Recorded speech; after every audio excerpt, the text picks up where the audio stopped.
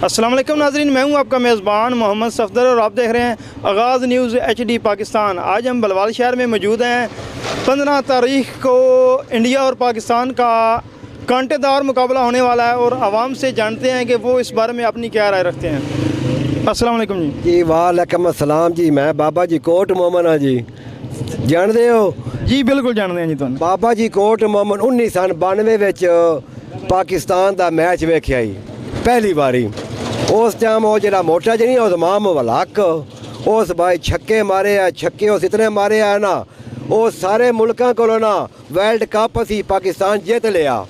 उस पिछे मैं पाकिस्तान का मैच वेखता रहा तो मैं स्वाद नहीं आया, मेरा शौक ही खत्म हो गया। हुण पता लगा पाकिस्तान का ते इंडिया का जोड़ा मैच नहीं वो बड़ा अड़ फसदा, ते असी हाँ मुसलमान, साडा जोड़ा जज्बा है ना वो बड़ा तकड़ा।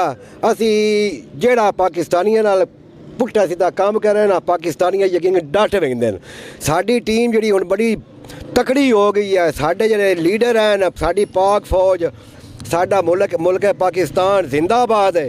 तो हुण इंशाअल्लाह ताला जितने भी वेखने वाले हैं ना मैच, ये बिल्कुल सारे बंदे वेखसन मैच, तो इंशाअल्लाह ताला जेड़ा वर्ल्ड कप है ना या जेड़ा भी कप है वो इंशाअल्लाह ताला पाकिस्तान को लेना ही लेना। तो मैं बाबा जी कोट मोमन इंशाअल्लाह ताला कोशिश कर रहा वड्डे स्टेडियम दे विच जाके, तो मैं उत्थे मैच वेखना वड्डियां दूरबीनां ला के। तो तुसी भी मैच जरूर वेखियो। इंशाअल्लाह ताला कप जरा ना वो लेना ही लेना। जे कप साड़ी पाकिस्तानी टीम ना लै सकी तो बाबा जी कोट मोमन लंगोटा करके पेंट बुशट पा के आपे विच वड़ बैठा। बल्ला तुसा मैन देना, मेरा काम है दे मारते 4.5। तो पाकिस्तान जिंदाबाद है तो जिंदाबाद रसी इंशाअल्लाह ताला। इंडिया वाले हो तो साढ़े जज्बे का जो नहीं पता पाकिस्तानी के कर सकते हैं। ये तो तुम्हें पता ना, तुम्हारे 6-7 रफेल त्यारे जहाज हो जेडे साढ़े पाकिस्तान च गलियां बौंदे वधे जहाज, थोड़े जहाज डाहे ना। उस तो बाद तुसी पाकिस्तान ना पंगा लैन की कोशिश की तो तुहाडा पंगा असा विच वाड़ देना। पाकिस्तान जिंदाबाद। अस्सलाम वालेकुम जी। जी वालेकुम सलाम। मैं जनाब सुहेल इलेक्ट्रीशियन बलवाल वाला जनाब जी। मैच हो रहा है जी 15 फरवरी ये पाकिस्तान और इंडिया दे। इंशाल्लाह पाकिस्तान जीतेगा। पाकिस्तान जिंदाबाद। जी जनाब। जी जनाब जी, क्या हाल है? ठीक हो भाई? क्या हाल है? ठीक हो? वाल ते पाकिस्तान का मैच है 15 तरीक नू जीतेगा इंशाल्लाह पाकिस्तान जिंदाबाद। अस्सलाम वालेकुम भाईजान, क्या हाल है?